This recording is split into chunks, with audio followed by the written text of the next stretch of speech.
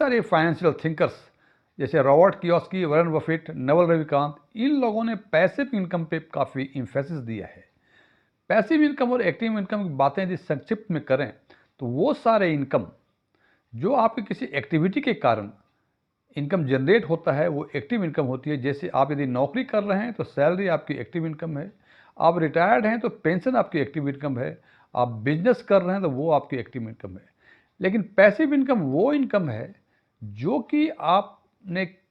कोई asset create कर दिया है या कोई ऑन गोइंग प्रोजेक्ट है और आपके कोई फर्दर एफर्ट्स के बिना यदि कोई इनकम जनरेट होती है तो वो पैसिव इनकम होती है। और इन फाइनेंशियल थिंकर्स जैसे मैंने बताया वॉरेन बफेट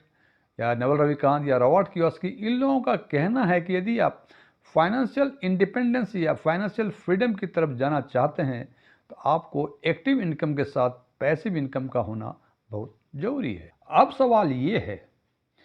कि यदि पैसिव इनकम हमको क्रिएट करना है तो निश्चित रूप से जैसा कि मैंने पहले चर्चा की कि पैसिव इनकम क्रिएट करने के लिए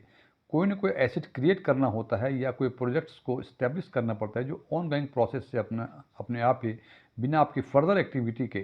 पैसिव इनकम क्रिएट करता रहे या रेवेन्यू जनरेट करता रहे। लेकिन जनाब इस एसेट बनाने के लिए या प्रोजेक्ट को इंस्टॉल करने के लिए, स्टार्ट करने के लिए हमें कुछ न कुछ रकम की ज़रूरत होती है। तो आज हम चर्चा करेंगे दो परिस्थितियों की। एक परिस्थिति में यदि आपके पास कोई सेविंग है, दूसरी परिस्थिति में आपके पास कोई सेविंग नहीं है। और इन दोनों ही परिस्थितियों में हमने माना कि आपकी उम्र 30-32 साल के आसपास है। सबसे पहले चर्चा करते हैं कि आपके पास कोई सेविंग नहीं है लेकिन आपको लगता है कि आप 1000 रुपये हर माह आप इन्वेस्ट कर सकते हैं, तो आप 1000 रुपये की SIP कर दें। अब सवाल है कि SIP किस सेगमेंट में, किस फंड में करें। तो चूंकि जैसे मैंने बताया कि आपकी उम्र 30-32 साल है, आपके पास लंबा समय है, तो हमने थोड़ा सा रिस्क भी लिया और थोड़ा सा अधिक रिटर्न भी चाहा,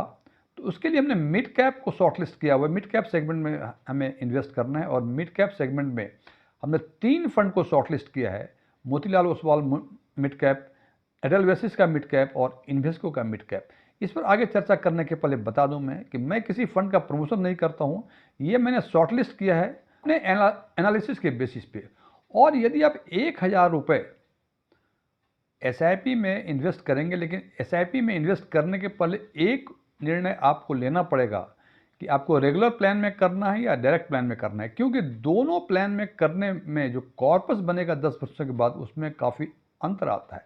यदि आप डायरेक्ट प्लान में करते हैं मोतीलाल ओसवाल में, तो आपके 10 वर्षों के बाद 1000 रुपये की SIP 4,53,000 बन जाती है, जबकि रेगुलर प्लान में यही 4,22,000 बनती है। एडलवेसिस मिड कैप में करेंगे तो 10 वर्षों में डायरेक्ट प्लान में 4,13,000 के आसपास बनेगी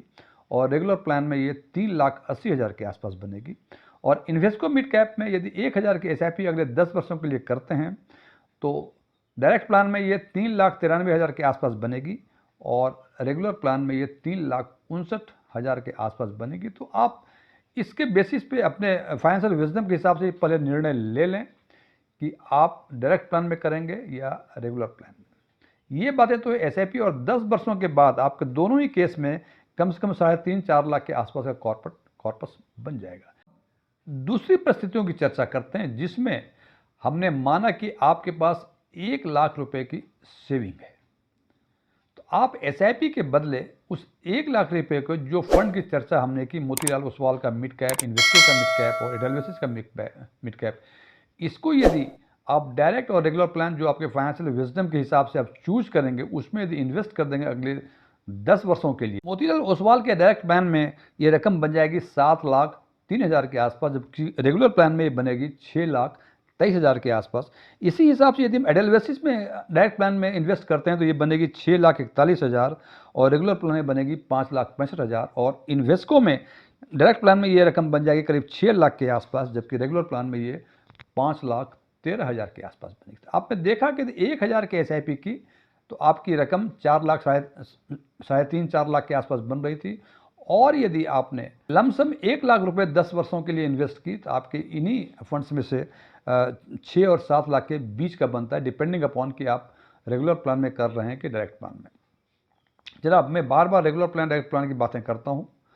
इसके बारे में यदि आपको जानकारी है तो अच्छी बात है, यदि आप इसके बारे में और जानकारी चाहते हैं तो आप हमारे प्लेलिस्ट में जाके इसके बारे में और जानकारी ले सकते हैं। अब इस कॉर्पस को, जो कि मैं डायरेक्ट प्लान और रेगुलर प्लान में क्रिएट हुआ 10 वर्षों के बाद, 7 लाख और 6 लाख,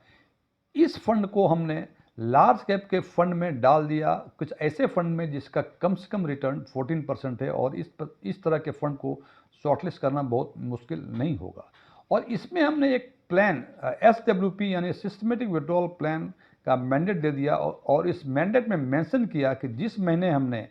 इस फंड में 7 लाख और 6 लाख रुपया डाले हैं, उसके अगले महीने से हमें 7,500 रुपये हर महीने मेरे खाते में पैसिव इनकम के रूप में मिल जाए। तो ये परिस्थितियां यदि अगले 10 साल तक चलती हैं तो डायरेक्ट के केस में तो आपने 10 वर्षों में 9 लाख रुपए विड्रॉ किए, और डायरेक्ट के केस में ये रकम जो आपके खाते में बचती है वो 7,45,000 बचती है, जबकि रेगुलर के केस में ये रकम 4,60,000 बचती है। इसका मतलब आप देखिए रेगुलर डायरेक्ट का फ़र्क क्या हो रहा है कि डायरेक्ट वाले में 7,500, अगले 10 वर्षों में 9 लाख रुपए विड्रॉ किए दोनों ही केस में,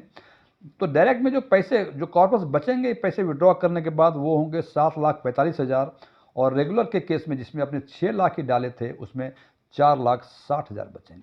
अब यदि बात करें 20 वर्षों में, तो जनाब 20 वर्षों में फंड विड्रॉ करेंगे हम 18 लाख, लेकिन डायरेक्ट में 18 लाख विड्रॉ करने के बाद भी आपको 9,14,000 रुपये बचेंगे, जबकि रेगुलर प्लान में जिसमें आपने 6 लाख रुपए इन्वेस्ट किए थे वो आपको पूरे 20 साल 7,500 रुपये नहीं ले पाएंगे, बल्कि ये 18 वर्षों के बाद ये रकम एग्जॉस्ट हो जाएगी। वहीं यदि डायरेक्ट प्लान में हमने 30 साल तक लगातार हमने 7,500 रुपये विड्रॉ किए, तो 30 वर्षों के बाद हमने 27 लाख रुपए विड्रॉ किए, और उसके बाद भी जो कॉर्पस बचा होगा मेरा वो 15,42,000 के आसपास बचा होगा। इस इलस्ट्रेशन से एक बात तो स्पष्ट हो गई कि पैसिव इनकम जनरेट करने के लिए आपको काफ़ी अमीर होना जरूरी नहीं है, बल्कि छोटे छोटे फंड से भी आप एसेट क्रिएट कर सकते हैं, और उस एसेट को यदि SWP यानी सिस्टमेटिक विड्रॉल प्लान में इन्वेस्ट कर देते हैं तो आपको पैसिव इनकम क्रिएट होगा। और दूसरी सबसे इंपॉर्टेंट बात जो हमने एग्जाम्पल लिया हुआ था यहाँ, कि 1 लाख रुपए आपने 10 वर्षों के लिए इन्वेस्ट किया मिड कैप में, और 10 वर्षों के बाद रेगुलर प्लान में आपके एवरेज 6 लाख रुपए क्रिएट होते हैं, जबकि डायरेक्ट प्लान में ये 7 लाख होते हैं। और इन दोनों ही फंड्स को यदि हम फर्दर किसी लार्ज कैप सेगमेंट में जहाँ 14% का रिटर्न मिलने की संभावना है उसमें यदि इन्वेस्ट करें, तो रेगुलर प्लान 18 और उसके बाद 7,500 रुपये हर महीने निकालें, तो रेगुलर प्लान 18 वर्षों के बाद एग्जॉस्ट हो जाएगा, पूरा जीरो हो जाएगा, जबकि डायरेक्ट प्लान में 30 वर्षों तक, 30 वर्षों या उससे आगे तक 7,500 रुपये निकालते रहेंगे, उसके बाद भी कॉर्पस बचेगा, और ये 30 वर्षों के बाद ये कॉर्पस बचेगा 15,42,000। तो जनाब दो चीज़ें, पहली चीज़ ये कि छोटे फंड से यदि आप निम्न वर्गीय श्रेणी में आते हैं या मध्यम वर्गीय श्रेणी में आते हैं, तो आप ये चिंता ना करें कि आपकी पैसिव इनकम क्रिएट नहीं हो सकती है, बिल्कुल हो सकती है। और दूसरी बातें जो सबसे इम्पॉर्टेंट हैं कि जब इसको इन्वेस्ट करें म्यूचुअल फंड में, तो ये फाइनेंशियल विजडम के विचार से सोचें आप कि आपको डायरेक्ट प्लान लेना है या रेगुलर प्लान, लेकिन ये देखना पड़ेगा कि दोनों में जो कॉर्पस का फ़र्क है उसके बदले आपको डायरेक्ट प्लान उससे कमीशन एजेंट या ब्रोकर या एडवाइज़र जो भी हैं वो आपको असिस्ट करते हैं, लेकिन आपको निर्णय ये लेना है कि जितना असिस्टेंस देते हैं वो, उस असिस्टेंस के एवज में जितने कम कॉर्पस, जितने लॉस आपको होता है, वो क्या लॉस सहना मुनासिब है, ये निर्णय आप खुद लें। Thank you.